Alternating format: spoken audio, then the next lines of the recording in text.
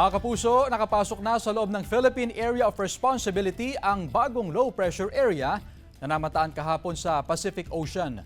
Huli itong namataan kaninang umaga sa layong 650 kilometers silangan ng Virac, Catanduanes. Ayon sa Pag-asa, mababa ang tsansa nitong maging bagyo sa loob ng susunod na 24 oras pero posibleng lumapit sa kalupaan. Nananatili namang mahina ang epekto ng habagat kaya halos buong bansa pa rin ang makakaranas ng mainit at maalinsangang panahon. Pero may tsansa pa rin ng localized thunderstorms lalo na sa bandang hapon o gabi.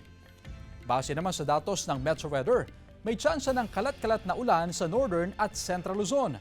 Malakas ang ulan sa ilang bahagi ng Apayao, Cagayan Valley, Ilocos Provinces at Pampanga. Posible rin ang ulan sa ilang pang bahagi ng bansa.